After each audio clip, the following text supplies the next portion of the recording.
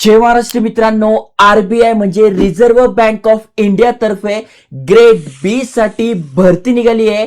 खासियत त्याची अशी आहे की आजपासूनच अप्लाय करणं सुरू झालंय. त्यामुळे आजच्या व्हिडिओत संपूर्ण माहिती सांगतोय, कोण कोण अप्लाय करू शकताय, कशा प्रकारे अप्लाय करायचं, स्टडी मटेरियल काय आहे, कशा प्रकारे सिलेक्शन होणार आहे. खासियत याची अशी आहे की 1.5 लाख रुपये प्रति महिना इथे आपल्याला सॅलरी मिळते. त्यामुळे सॅलरी चांगली आहे. मग तुमचं ग्रॅज्युएशन झालंय, तुम्ही इथे अप्लाय करू शकणार आहात. त्यामुळे व्हिडिओ पूर्ण बघा. तुम्ही तुमच्या फॅमिलीमध्ये कोणाला गव्हर्नमेंट जॉब पाहिजे असेल, नक्की त्यांच्यासोबत शेअर करा. चला तर बघूया डिटेलमध्ये.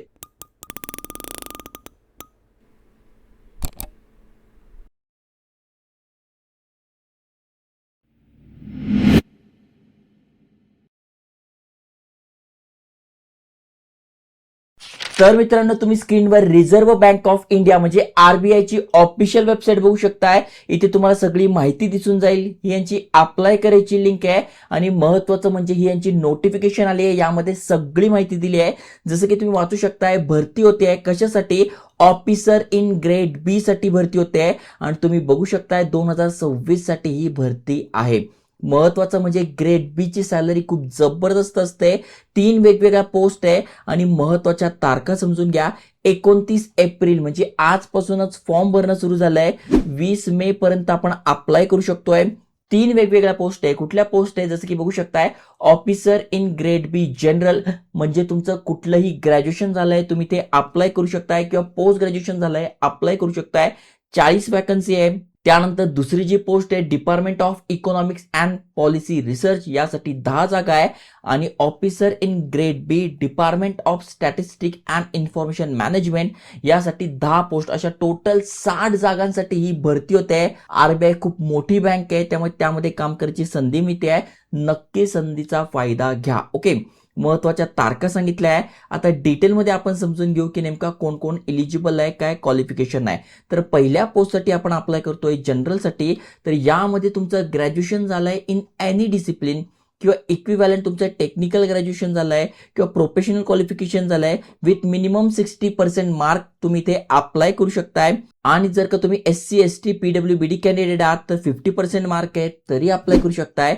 किंवा तुमचं पोस्ट ग्रॅज्युएशन झालंय, इक्विव्हॅलंट टेक्निकल क्वालिफिकेशन झालंय, 55% मार्क पडले तरी तुम्ही इथे अप्लाय करू शकताय. ओके, आणि दुसरी जी पोस्ट आहे यासाठी मास्टर डिग्री मागितलेली आहे. इकॉनॉमिक्स, इकॉनॉमॅट्रिक्स किंवा इक्विव्हॅलंट तुमचं एज्युकेशन झालंय, इथे बघा डिटेलमध्ये दिलंय, तुम्ही इथे अप्लाय करू शकताय. आणि तिसरी जी पोस्ट आहे त्यामध्ये पण इथे दिलंय master degree in statistic, mathematical statistic, यामधून तुमचं शिक्षण झालंय, तुम्ही अप्लाय करू शकताय. मग 3 वेगवेगळ्या पोस्ट आहे. पहिल्यामध्ये तुमचं एनी ग्रॅज्युएट तुम्ही आहात, तुम्ही अप्लाय करू शकता. वयाची लिमिट काय, तर कमीत कमी तुमचं वय 21 पाहिजे, जास्तीत जास्त तुमचं वय 30 पाहिजे. पण जर का कॅटेगरीत नसाल, SC ST तर 5 वर्षे सूट, OBC साठी 3 वर्षे सूट, तुम्ही हँडिकॅप आहात, PWBD कॅन्डिडेट आहात तर तुमच्यासाठी पण इथे वयामध्ये सूट दिली आहे. यासाठी ऍप्लिकेशन फी किती आहे ते तुम्ही बघू शकताय, 850 प्लस 18% GST जनरल आणि OBC साठी. SC ST PWBD कॅन्डिडेट साठी 100 प्लस 18% GST आहे. आणि जर तुम्ही स्टाफ असाल तर तुमच्यासाठी कुठलीही फी नाही आहे. ओके, सिलेक्शन प्रोसेस कशी असणार आहे ते तुम्ही बघू शकताय. सगळ्यात आधी तुमची फेज 1 मध्ये प्रिलिमिनरी एक्झाम होणार आहे, मेन्स एक्झाम होणार आहे आणि इंटरव्ह्यू असणार आहे. अशा प्रकारे तुमची ही एक्झाम असणार आहे. एक्झाम पॅटर्न तुम्हाला बघायचं आहे तर इथे मी तुम्हाला बुक टॅग करून देईल, तिथून तुम्ही आजच तुमचा स्टडी सुरू करून द्या. General awareness, quantitative aptitude, English language आणि रिझनिंग असे टोटल 200 क्वेश्चन असणार आहे 200 मार्कासाठी आणि 2 तास आपल्याला मिळणार आहे.